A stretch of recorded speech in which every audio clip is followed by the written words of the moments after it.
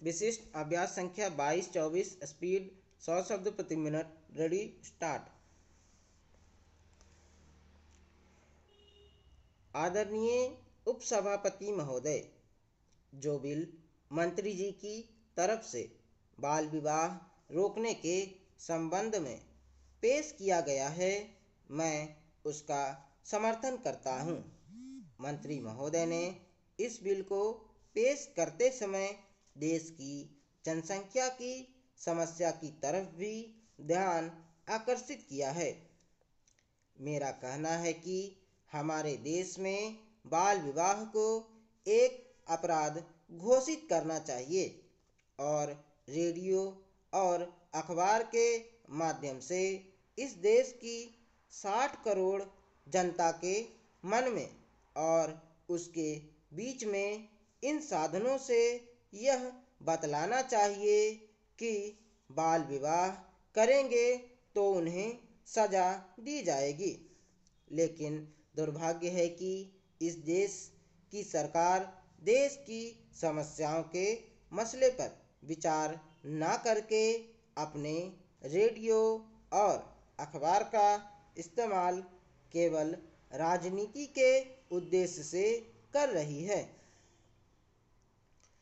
उपसभापति जी, इस कानून को लाने के पहले भी सरकार का उद्देश्य यह रहा कि हमारे देश में जनसंख्या की जो बाढ़ आ रही है उस पर नियंत्रण कैसे किया जाए, और यह हिंदुस्तान के लिए एक बहुत बड़ी समस्या है।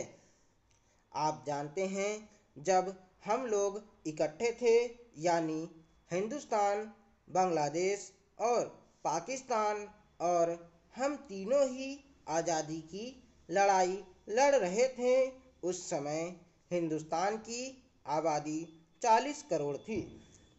अब कुल आबादी केवल हिंदुस्तान की 62 करोड़ है, बांग्लादेश की 12 करोड़ है और पाकिस्तान की 10 करोड़ है, यानी 80 करोड़ हिंदुस्तान की आबादी हो चुकी है।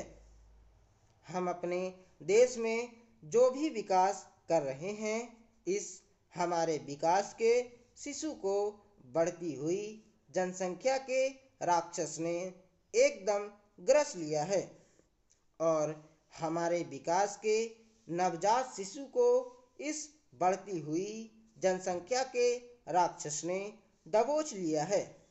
इसीलिए पिछली सरकार ने परिवार नियोजन के लिए एक युद्ध स्तर पर काम शुरू किया था, लेकिन हुआ क्या? पिछले साल 70 लाख परिवार नियोजन हुए, लेकिन वर्तमान जनता सरकार ने इस एक वर्ष में 2 लाख भी परिवार नियोजन नहीं किए।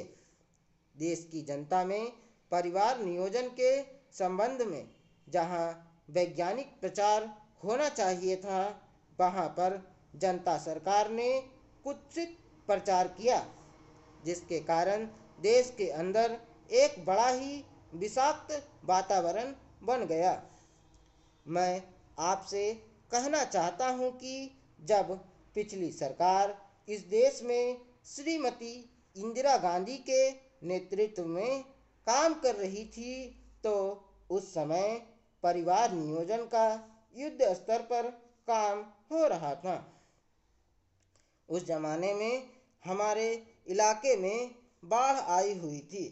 बाढ़ के खत्म होने के बाद गांवों में बीमारी की रक्षा के लिए डॉक्टर लोग गांवों में जाकर चेचक के टीके लगा रहे थे, तो विरोधी दल के लोग, जिनकी हुकूमत चली, और राष्ट्रीय स्वयंसेवक संघ के लोगों ने यह प्रचार किया कि ये टीके चेचक के नहीं हैं, बल्कि ये टीके ऐसे हैं जिससे लोग नपुंसक हो जाएं और उनके कभी बच्चे पैदा ना हों।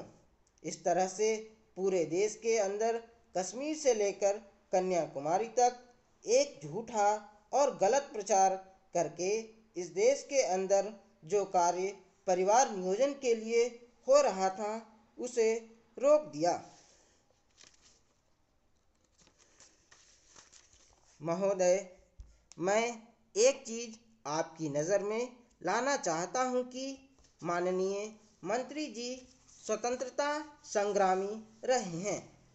मैं 14 साल की उम्र में विद्यार्थी था जब महात्मा गांधी और देश के दूसरे नेताओं को गिरफ्तार किया गया अंग्रेजी राज में। हम कुछ जानते नहीं थे, इतना मालूम था गांधी जी को गिरफ्तार किया गया है। हमको किसी ने नहीं बताया कि हड़ताल या इसके खिलाफ कोई आंदोलन करना चाहिए। दिल में कुछ ऐसा पैदा हुआ कि इसके खिलाफ आवाज़ उठानी चाहिए। आवाज़ उठाई, जितने विद्यार्थी थे बाहर निकल आए, आंदोलन चलाया, हम जेल गए। विद्यार्थी जीवन में ही हम बाहर आ गए थे। हमें मालूम नहीं था क्या कानून है और क्या कर सकते हैं। चर्चा करने से पता चला कि इस प्रकार का एक कानून है। ऐसे ही कानून को हमारे खिलाफ इस्तेमाल किया गया। हमारे जो भी बंधु मित्र थे हमको पत्र लिखा करते थे या हम उनको पत्र लिखा करते थे। उनके पत्र ना हमको मिले और ना हमारे उनको मिले। जब हम बाहर आए और पूछा कि हमने जो पत्र लिखे थे आपने उनका जवाब क्यों नहीं दिया, तो कहने लगे कि हमको आपके पत्र नहीं मिले। हमने कहा कि हमें भी तुम्हारे पत्र नहीं मिले। इसका मतलब यह है कि इस कानून का उस वक्त भी इस्तेमाल किया गया था। हमें इस चीज़ को देखना है कि अंग्रेज हो या निज़ाम की सरकार हो, सब एक ही हैं।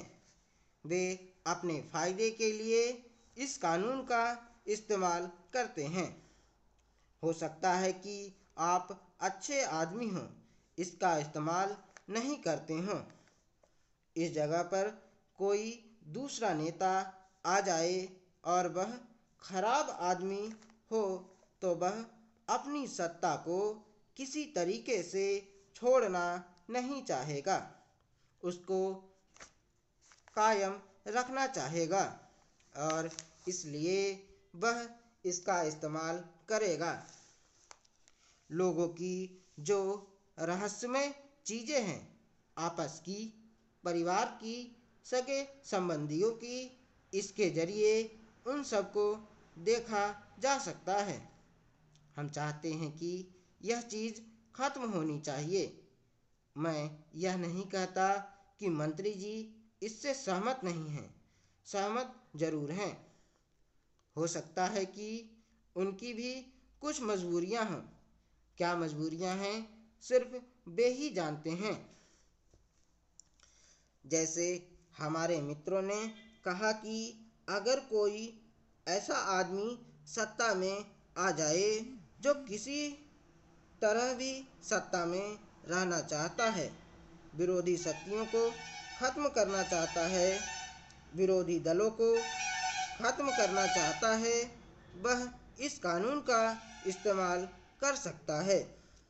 उनके खिलाफ, उनकी नीतियों के खिलाफ कर सकता है।